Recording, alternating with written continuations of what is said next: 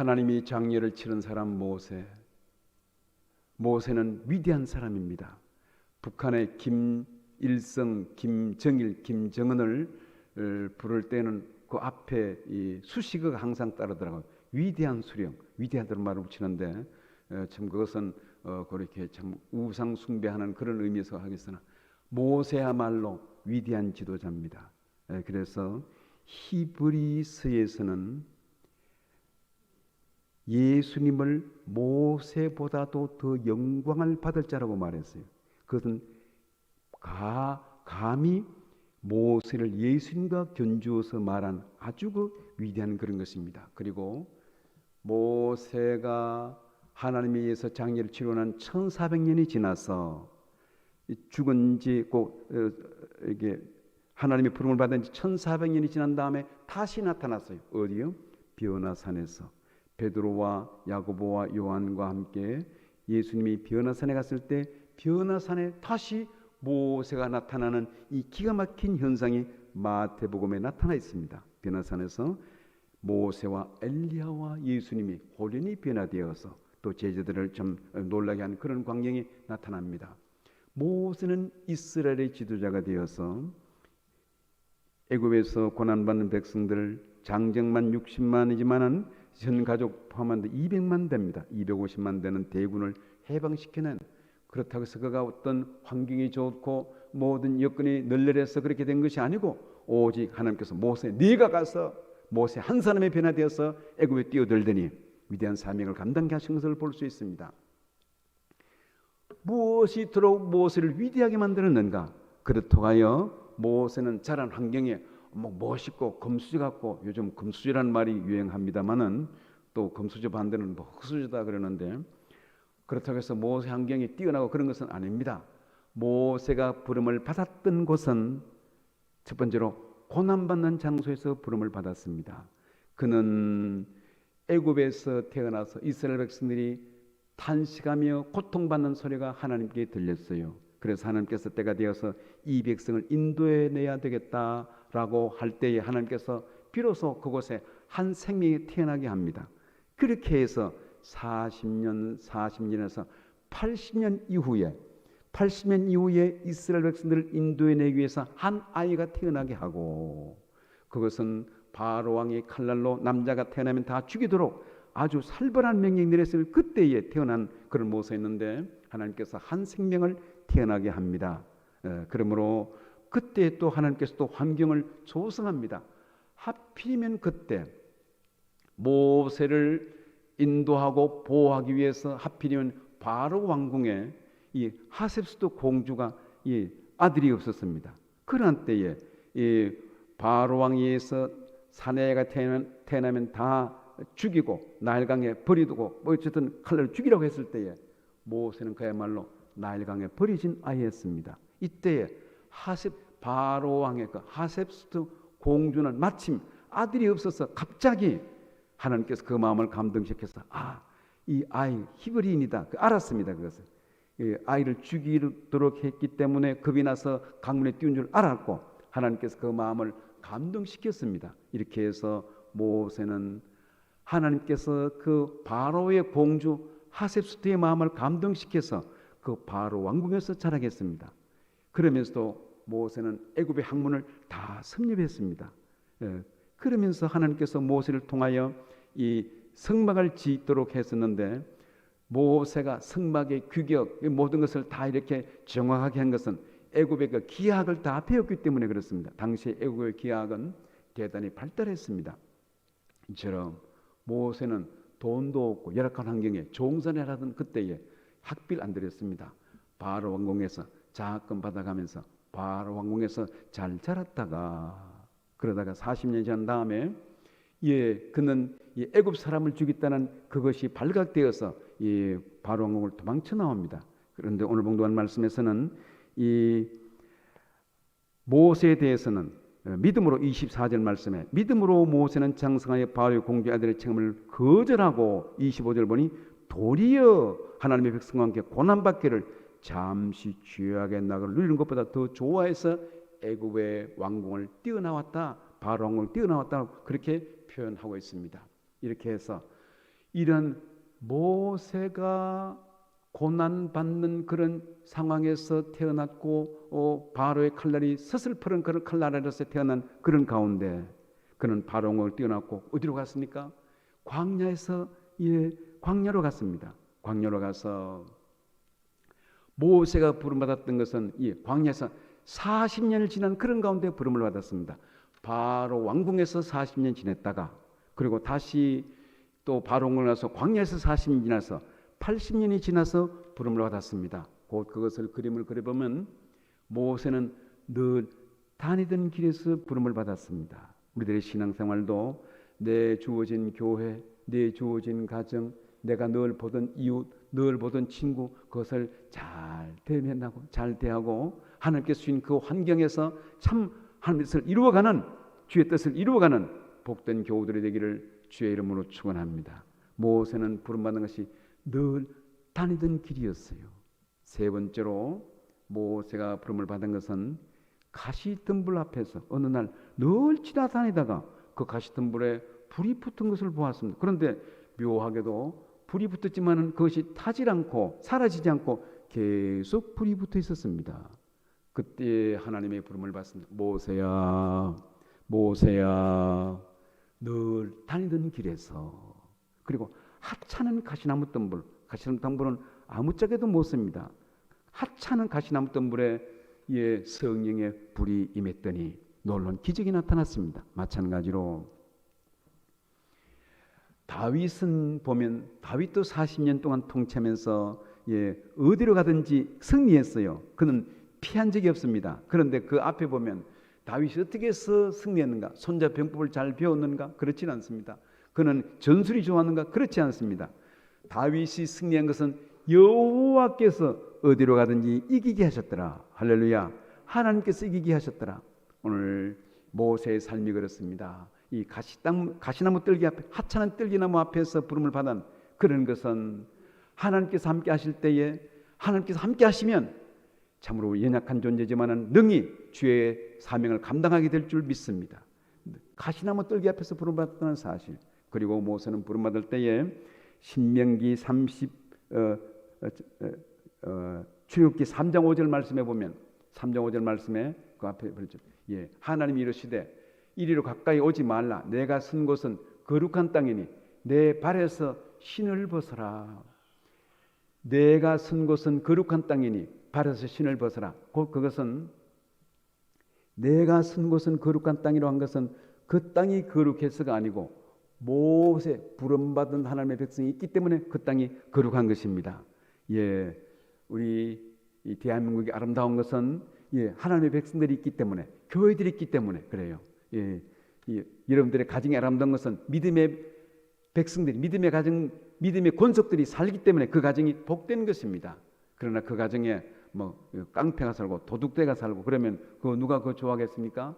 믿음의 백성들이 살기 때문에 그 가정이 귀한 것처럼 여러분들이 가는 곳곳마다 내가 선 곳은 거룩한 곳이니 여러분들이 감으로 가는 곳곳마다 참으로 그 땅이 거룩하게 변화되고 그러므로 그 지역을 밝히고 그 지역을 복음화시키는 믿음의 교우들이 되기를 주의 이름으로 축원합니다. 모세야 내가 선 땅은 거룩한 것이다.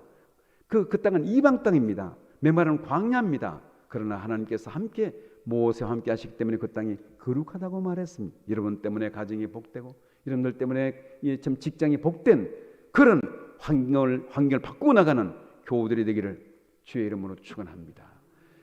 그런 가운데 모세에게 부름 받았을 때 모세에게 없었던 것이 있었어요. 뭐가 없었는가? 모세가 부름 받을 때에는 가진 돈도 없었습니다. 군사도 없었습니다. 이스라엘 백성들을 인도해낼 때에는 그래도 좀 호위병이 있고 군사가 있어야 되는데 아무것도 없었습니다. 가진 독립 자금도 없고 이스라엘 백성들을 구출해낼 어떤 자금도 없는 그런 가운데 부름을 받았다는 사실입니다. 우리는 생각하면 주일을 할 때에 뭐가 이렇게 인력이 많고 가진 것이 많고 그렇지는 않습니다. 기적은 고난의 장소에서 이루어졌다는 사실입니다. 하나님께서 함께 하시고 그러므로 우리가 살아가면서 힘들 때마다 어려움이 있을 때마다 바울은 고백하기를 내가 약할 그때에 꼭 강함이니라. 고린도후서 12장에 내가 약할 그때에 강하다고 말했어요. 그러므로 신앙생활을 하면서 힘들 때 하나님께서 도우실 때가 되었구나. 하나님께서 함께 하시리라 되었구나. 예, 고난은 축복의 전주공입니다. 고난은 축복으로 이어나가는 그런 우리를 시온의 대로 인도하는 길목입니다. 그러므로 고난당할 때 우리는 낙심하지 말고 고난당할 때 하나님의 도우심을 더 믿고 기대하는 교우들이 되기를 주의 이름으로 축원합니다. 오늘 또 이 모세는 보면 이러한 가진 것도 없고 군사도 없고 그럴 때 부름을 받았다는 사실입니다. 뿐만 아니라 모세가 부름을 받은 것은 80세에 부름을 받았어요. 시편 90편 10절 말씀해 보니 우리의 연수가 70이요 강간하면 80이라도 그의 연수의 자랑은 수고와 슬픔뿐이요 신속의 우리가 날아가나이다. 김동길 교수님이 좀 하나님 부름을 받았습니다. 그가 살아생전에 이렇게 강연을 하는 그 메시지를 봤더니 이렇게 40대가 되면 41, 42 그렇게 40대 그렇게 간다 그래요. 그 본인의 표현이 50, 60 되면 50, 60 그렇게 간다 그러더라고요. 그 70 되면 하룻밤 자고 나면 그냥 1년이 지나가고 그래서 70, 80 그렇게 지나간다고 표현을 하면서 세월이 좀 부듯이 빨리 지나간다는 그런 얘기를 하는 것을 들었습니다. 모세가 부름을 받은 것은 80세입니다. 본인이 시편 150편 중에서 다윗이 쓴 것이 73편입니다. 모세는 유일하게 한 편을 썼어요. 유일하게 90편 한 편 쓰는데 그게 모세가 고백하기를 인생은 70이고 강건하면 80이라. 그래도 모든 것이 수고와 슬픔인데 금방 지나간다고 말했어요. 그건 무슨 얘기입니까? 모세 자신이 이야기하기를 인생이 80인데 그때 부름을 받았다는 사실입니다. 그러므로 우리는 나이 많다고 한탄하지 말 것이며 하나님께서 우리에게 향하신 놀라운 뜻과 섭리가 있습니다. 우리는 주님께서 부르시기 전날까지 우리에게 주신 사명을 잘 감당하는 믿음의 복된 교우들이 되기를 주의 이름으로 축원합니다. 전도서에서 보니 산 개는 죽은 사자보다 더 낫다고 말했습니다. 에스겔서 16장 6절 말씀에서 보니 너는 핏수승이라도 살아있어라. 핏수승이라도 살아있어라. 우리는 하나님께서 우리의 삶을 허락하셨습니다. 그러므로 주님께서 부르시기 전날까지 우리에게 주신 삶을 잘 영위해 나가는 복된 교우들이 되기를 바랍니다. 모세는 막판에 이렇게 80이 되어서 부름을 받았다는 사실입니다. 그리고 모세는 이렇게 군사도 없었습니다. 가진 돈도 없었습니다. 나이도 다 끝난 그런 때에 부름을 받아서 또 그는 이렇게 마지막에 부름 받았지만 40년 동안 또 활동해서 그는 120세에 부름을 받았습니다. 120세에 부름을 받을 때에도 모세의 마지막 삶을 마감할 때 보면 그의 눈이 흐리지 아니하고 기력이 쇠하지 아니했더라. 우리 주님께서 부르시기 전까지 건강하게 지내다가 주의 부름을 받는 교우들이 되기를 주의 이름으로 축원합니다. 모세는 곧 바로 왕궁에서 40년, 광야에서 40년 지냈고 그리고 또 이스라엘 백성들을 인도해내면서 광야에서 40년을 지냈습니다. 한편 생각하면 왜 부름을 받기 전에 장인 이도의 약물을 치면서 40년을 지나겠는가? 거기서 그는 광야 생활을 어떻게 하면 되는구나. 그것을 다 터득했습니다. 미리 공부했습니다. 40년 동안. 그렇게 해서 그가 이스라엘 백성들을 인도해내서 다시 40년 동안 그들을 광야를 지나서 가나안 땅으로 인도할 수 있게 되었습니다. 이렇게 모세는 하나님 신 사명을 감당할 때 가진 돈도 없고 군사도 없었고 지원병도 없었고 나이도 다 되었지만은 그러나 주님께서 함께 하셔서 위대한 사명을 감당케 합니다. 그러나 모세에게 있었던 것이 있었어요. 뭐가 있었는가? 모세는 하나님과 동행했더라. 하나님과 동행하는 출애굽기 3장 12절 말씀에 보니 하나님이 이르시되 내가 반드시 너와 함께 있으리라. 내가 너를 떠나지 아니하리라. 내가 백성을 애굽에서 인도해낸 후에 너희가 이 산에서 하나님을 섬기리니 이것이 내가 너를 보낸 증거니라. 내가 너를 떠나지 않겠다. 내가 너와 동행한다. 모세와만 약속한 것이 아니고 우리와도 약속했어요. 모세와 함께 하셨던 그 하나님이 이 밤도 지금 이 시간 우리와 함께 하시는 줄 믿습니다. 우리와 동행하시는 주님이십니다. 두 번째로 모세에게 있었던 것은 모세는 믿음이 있었습니다. 출애굽기 4장 2절 말씀에서 보니 여호와께서 그에게 이르시되 내 손에 있는 것이 무엇이냐? 그가 이르되 지팡이니이다. 지팡이는 하나의 이니셜. 지팡이는 그가 무슨 요술 지팡이 그런 것이 아니고 하나님께서 함께 하신다는 그런 이미지, 그런 상징입니다. 네가 무엇을 가지고 있느냐? 우리의 신앙생활도 마찬가지입니다. 주님께 우리가 명령을 받고 부름받고 무슨 할 때에 환경이 좋고 때가 되고 그렇게 그런 것이 아니라 우리는 말씀대로 순종하고, 언제 순종합니까? 오늘부터입니다. 언제 어떻게 또 출발합니까? 있는 것 가지고. 모세는 뭐가 있었어요? 아무것도 없었습니다. 그저 손에 든 지팡이밖에 없었습니다. 있는 것 가지고 출발하면 됩니다. 사업 있는 것 가지고 하세요. 있는 것 가지고, 있는 상태에서 있는 것 가지고. 언제? 오늘부터. 공부는 오늘부터 합니다. 신앙생활은 오늘부터 잘해야 됩니다. 있는 것 가지고. 모세는 있는 것 가지고 바로 왕궁으로 뛰어들어갑니다. 있는 것 가지고. 모세는 믿음이 있었어요. 그리고 또 모세는 뭐가 있었는가? 그는 기도의 사람이었습니다. 모세의 여정을 보면 이렇게 홍해바다 앞에서 그는 엎드려 기도했고, 르비딤 전투에서 엎드려 기도했고, 또 먹을 것이 없을 때 기도했고, 마실 것이 없을 때 기도했고, 항상 그의 과정이, 이 모든 과정이 기도하는 사람임을 볼 수 있습니다. 우리 신앙생활에도 우리가 늘 기도가 앞서고, 기도를 통해 주님과 늘 교제하고 주님과 동행하는 복된 교우들이 되기를 바랍니다. 모세는 기도의 사람이었어요. 모세는 믿음의 사람이었습니다. 내 손에 있는 것이 무엇이냐? 있는 것 가지고 출발했다는 사실입니다. 그리고 모세는 용기가 있었습니다. 출애굽기 6장 13절 말씀에서 보니 여호와께서 모세와 아론에게 말씀하사 그들로 이스라엘 자손과 애굽 왕 바로에게 명령을 전하고, 이 바로 왕에게 명령하는 것은 이것은 대단한 용기입니다. 혼자 가서 얘기하잖아요. 그에 계속 이스라엘 자손을 애굽 땅에서 인도하여 내게 하시리라. 모세는 바로 왕 앞에 가서 내 백성을 보내라 호령합니다. 어린 반푼어치도 없는 참 그런 모습인데 당당하게 가서 용기 있게 가서 하나님의 말씀을 전합니다. 하나님의 말씀을 대언합니다.